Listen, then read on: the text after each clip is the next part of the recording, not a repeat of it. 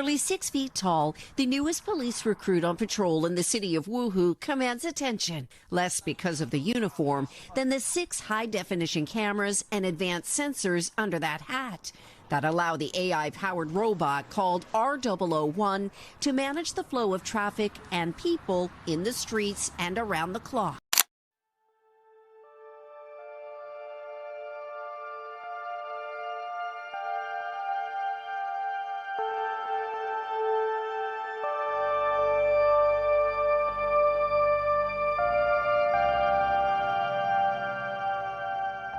Gua mau lu bayangin sesuatu. Sebuah masa depan. Sebuah dunia. Perkotaan. Di mana kota tersebut paham banget sama kebiasaan lo. Bahkan lebih paham dari diri lo sendiri. Di mana uang tunai cuma jadi kenangan. Dan setiap gerak-gerik yang lo lakuin jadi bahan analisis sebuah sistem yang sangat besar. Sekarang lo coba buka mata. Karena masa depan itu sudah ada. Ini semua bukan film, bukan cerita fiksi. Ini semua tentang Cina. Paradoksnya, gue sendiri belum pernah sekalipun ke sana. Gue cuma ngumpulin potongan cerita dari data, dari riset, dari lensa kamera orang lain. Tapi dari situ semua, ada satu kesimpulan yang bikin gue merinding. Kita di sini udah ketinggalan kereta masa depan. Dan kereta itu udah melaju kenceng banget di sana. Gue mau ngajak lo buat nyelam ke laboratorium raksasa itu. Kita bakal bahas 7 pilar yang bikin Cina itu kaya dunia masa depan.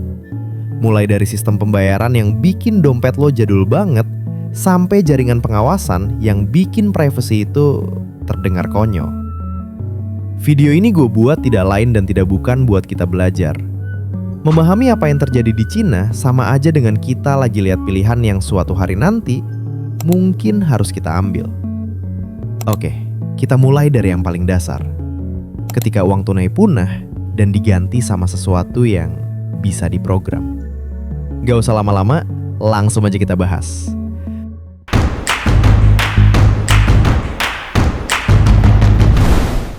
Poin pertama, dan ini yang paling kerasa. Di sana, uang kertas dan koin itu udah jadi barang museum.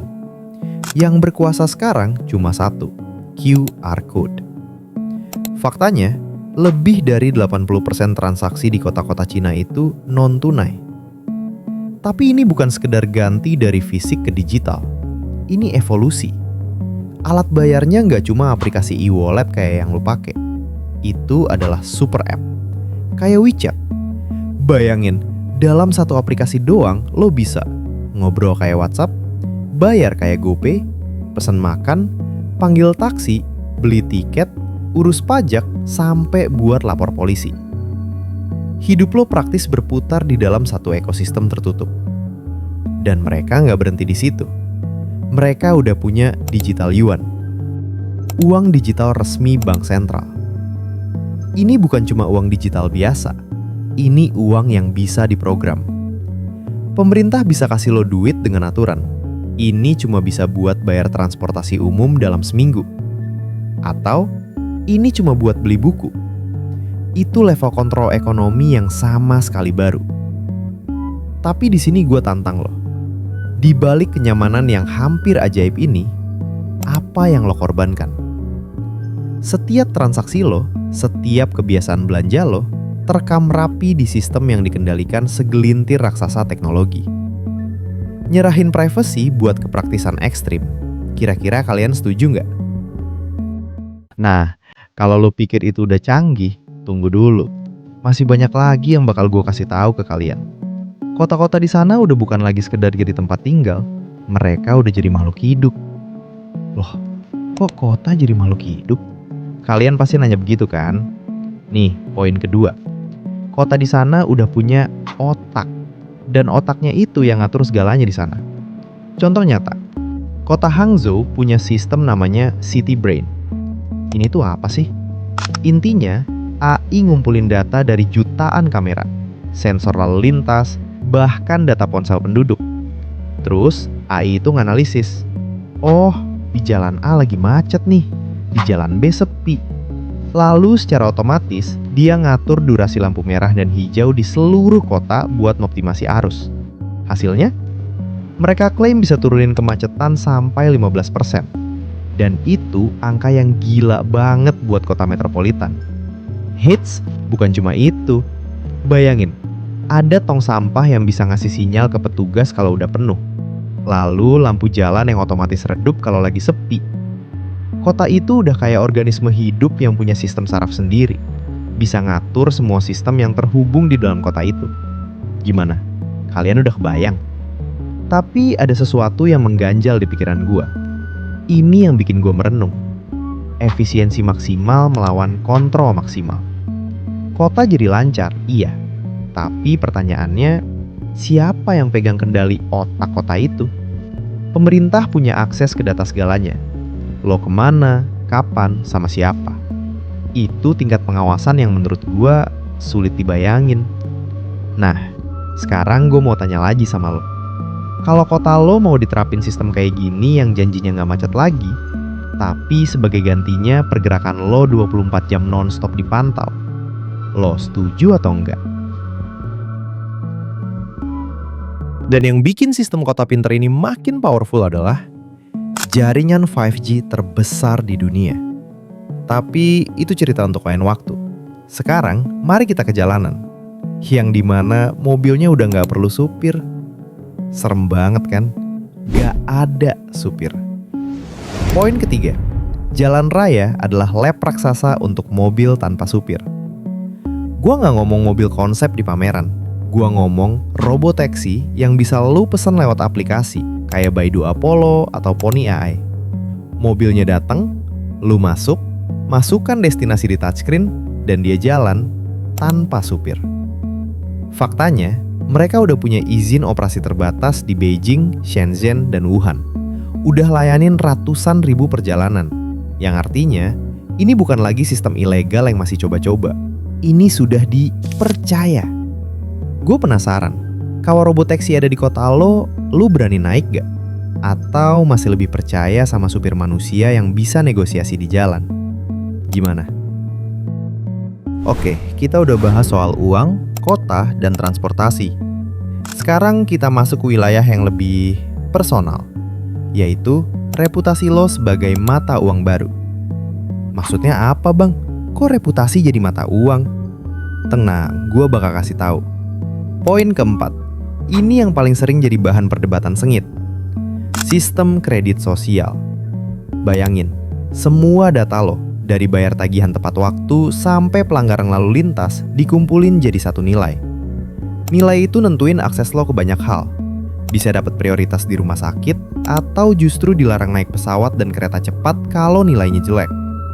Ini bukan cuma hukuman, ini juga insentif. Donor darah, nilai naik. Nolong tetangga, nilai naik. Sistem ini pada dasarnya lagi gamifikasi kehidupan sosial. Atau kalau kalian main game, kalian dapat poin lencana dan sebagainya. Nah, itu maksudnya. Ini bikin orang berlomba-lomba buat dianggap warga baik. Tapi di sini letak masalah besarnya. Apa definisi warga baik itu? Siapa yang nentuin standarnya? Dan kalau sistemnya salah atau ada data yang keliru, gimana caranya lo bisa protes? Ini mungkin jadi eksperimen sosial paling radikal abad ini. Masyarakat yang tertib melawan individu yang terkontrol. Nah, sekarang gue tanya lo dengan serius. Apakah lo rela hidup di sistem kayak gini yang janjinya masyarakat lebih aman dan tertib, tapi dengan imbalan kebebasan pribadi lo dikurangi? Ini pilihan yang sulit, dan gue pengen banget denger argumen lo di komentar. Dari sistem yang mengatur masyarakat, sekarang kita masuk ke poin yang lebih privat lagi. Kesehatan dan persahabatan dengan AI. Poin kelima, AI bukan lagi alat, dia sudah jadi teman dan pembantu keputusan. Di Cina, AI udah masuk ke area yang sensitif banget, yaitu kesehatan. Ada chatbot AI yang bisa wawancara awal pasien, analisis gejala, dan kasih saran sebelum lo ketemu dokter beneran. Di rumah sakit top, AI dipakai buat bantu analisis CT scan dan MRI buat deteksi dini kanker, dengan kecepatan dan akurasi yang ngalahin mata manusia. Lebih jauh lagi, virtual assistant kayak Xiao Eyes itu levelnya udah lain. Dia bisa ngobrol panjang, inget detail kehidupan lo, bahkan nulis puisi. Rasanya kayak punya teman virtual yang bener-bener ngerti lo banget. Tapi bayangin konsekuensinya. Data kesehatan lo adalah data paling pribadi. Kalau sistem AI salah diagnosa, siapa yang tanggung jawab? Dan kalau kita terlalu bergantung sama AI buat temenin kita, apa kita jadi kehilangan kemampuan buat interaksi dengan manusia yang sesungguhnya? Dan ini pertanyaan buat lo. Kalau ada dokter AI yang bisa konsultasi 24 jam gratis, tapi data kesehatan lo disimpan di server perusahaan, apa lo akan pakai? Atau tetap milih antri berjam-jam ke dokter manusia? AI dan data butuh koneksi super cepat. Nah, mereka punya itu. Tapi dengan sebuah twist besar. Internet mereka itu berbeda. Poin ke-6, internet yang dipagar tinggi tapi justru jadi raksasa di dalamnya. Kita sangat kenal dengan Google, Facebook, Twitter, Netflix. Tapi di Cina, mereka punya internet yang lain. Mereka dibatasi oleh tembok besar digital, Great Firewall. Tapi justru karena terisolasi, mereka bangun ekosistem digital mereka sendiri yang sangat lengkap dan kuat. Baidu jadi Google-nya, Weibo jadi Twitter-nya, Youku jadi YouTube-nya, dan WeChat, ya WeChat adalah segalanya. Ini ngebikin inovasi lokal jadi gila-gilaan. Contoh, live komersial. Orang nongkrong di live stream buat lihat produk, langsung tanya, langsung beli dalam satu platform yang seamless banget. Pertanyaan besarnya, apakah isolasi ini bikin mereka lebih kreatif dan mandiri? Atau malah bikin mereka ketinggalan ide-ide segar dari luar? Dan yang lebih penting, apakah lo rela punya internet yang dikurasi ketat oleh pemerintah, tapi dengan imbalan ekosistem digital yang sangat terintegrasi dan katanya lebih aman? Semua yang gue sebutin, pembayaran digital, kota pintar, mobil otonom, sistem kredit sosial, AI, internet tertutup, itu nggak terjadi secara kebetulan. Mereka didorong oleh kekuatan yang sangat besar. Poin ke-7, dan ini kunci utamanya. Raksasa teknologi Cina bukan cuma perusahaan. Mereka adalah ujung tombak negara. Ini beda banget sama Silicon Valley, pusat inovasi teknologi yang ada di California, Amerika Serikat. Perusahaan kayak Huawei, DJI, BYD, atau SMIC itu bekerja sangat erat dengan pemerintah. Mereka adalah bagian dari strategi nasional Made in China 2025 yang ambisius, buat jadi pemimpin global di 10 sektor teknologi tinggi. Mereka didanai, dilindungi, dan kadang diarahkan buat menang di pasar global. Ini yang bikin Amerika dan sekutunya panik, sampai ngasih sanksi dan larangan. Ini ngebawa kita ke pertanyaan filosofis terakhir. Apa model ini, di mana perusahaan teknologi dan pemerintah berjalan beriringan sangat rapat, adalah resep sukses di abad ke-21 seperti saat ini? Atau ini ancaman buat kompetisi bebas dan inovasi independen? Jadi setelah 7 poin ini, apa kesimpulan kita? Apakah Cina beneran dunia masa depan? Atau mereka cuma lagi ngebangun sebuah dunia yang sangat spesifik? Sebuah masa depan di mana efisiensi, ketertiban, dan kemajuan teknologi ditaruh di atas segalanya, dengan mengorbankan hal-hal yang selama ini kita anggap penting, seperti privasi, kebebasan individu, dan kebebasan berinformasi. Gue gak punya jawaban mutlak.